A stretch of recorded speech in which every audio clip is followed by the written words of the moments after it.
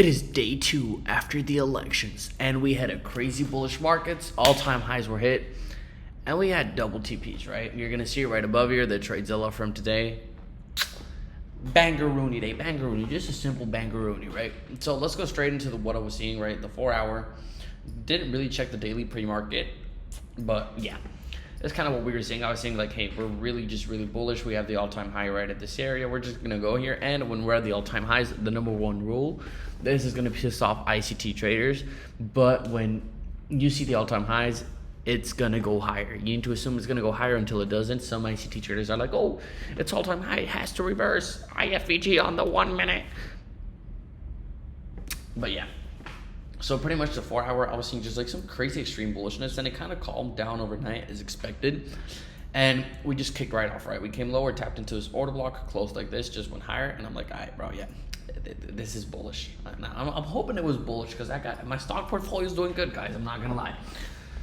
I'm down. No.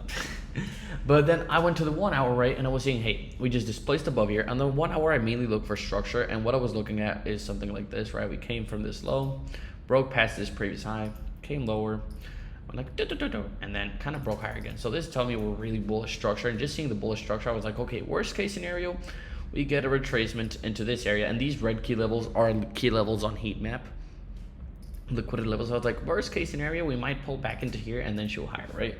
That was my worst case scenario for the day. And it kind of played out well. So then I was looking over at the 50-minute, and I'm gonna just put a line at 9:30. There we go. So I was looking at the 50-minute, and I was like, hey, look at this, right?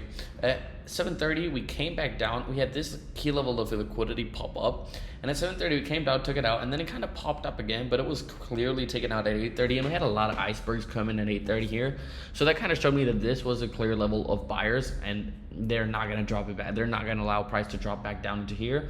And right after that, we had another change of structure right around here, like another continuation of structure, right? We came from the lows, priced in this, came lower, priced in a new high, came lower, and then we just priced in a new high. So I was like, okay, yo, no shit way is price actually going to go lower below here. Like, this is not happening, right? Especially because I was seeing the order flow. A lot of sellers were trapped in this area, sellers trapped here, and buyers just absolutely ate them. If you try to sell today, yeah, there's not much I can do for you. Maybe join the course. But yeah, then again, key structure here. So structure across all time frames was very coherent.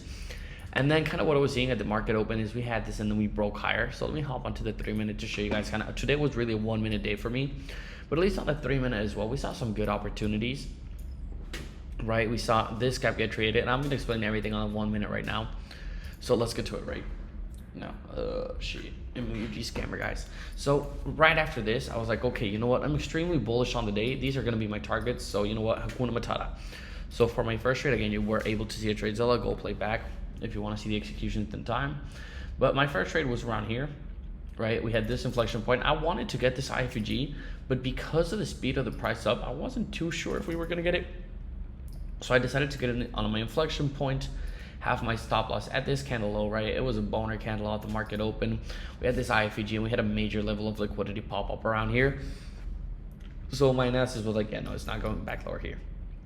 And yeah, my stop loss was just right around here, and I didn't take the trade immediately as it went down. Like, it went down, and then once it started popping back up, that's when I took it, which gave me more confidence. So then I have my TP here. I was about to say PT. Antonio's getting to me, but yeah, it didn't come here. So what I did is I got in with 2 contracts on this one, right? What I ended up doing is I took a partial off here, and then I trailed my stop aggressively into here because I was like, yeah, I mean, it might go up after it, whatnot, and I'll rejoin the move. So that was my first trade. Then my second trade, which is the other 2 executions, the big ones, right, was I saw this break around here, and you see this level of liquidity at 21.50, right? So we broke above, but we held around here. And what was surprising to me was we had a lot of buy stop. We had a stop right over here. I was thinking that the heat map, the amount of stops triggered here was infamous. It was like 350. It was just ridiculous. And there was only 8 icebergs triggered to the downside. So I'm like, okay, there's no sellers willing to absorb price right now. So let me go ahead and do this, right? Another trade here, bada bing, bada boom. And then it came up here. I took some partials, and then when it came back down, I scaled in a bit. This was after stream. So on stream, I closed out here. Then after stream, I scaled in a bit around here, and it literally just shot to take profit at my 21,100 level. Again, I called all these levels pre-market. I sent them to a Telegram. Let me put the screenshot up here. I literally called these levels pre-market on heat map. Again, super obvious, plus Trump won the election, so I'm bullish for now. The Fed cut rates 25 points, so I could expect some bearish price action tomorrow, especially to close the weekly candle a bit lower, but let's just see. It could go higher again, all-time highs. Assume it's going to go higher until it doesn't. And yeah, it just kind of kept going higher, went over to 21,150. I know a lot of minties took this trade and just held it into here, which was great, but at least for me, it was a really big day. A lot of profits were made. So yeah, guys, and by the way, I'm just starting the heat map bootcamp.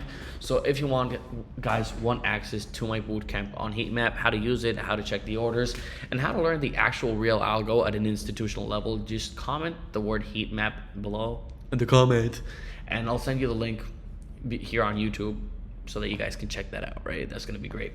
But again, focus on price action, basically mainly on structure.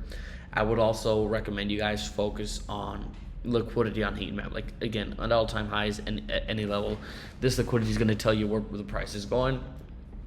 It is what it is. That's how the market works.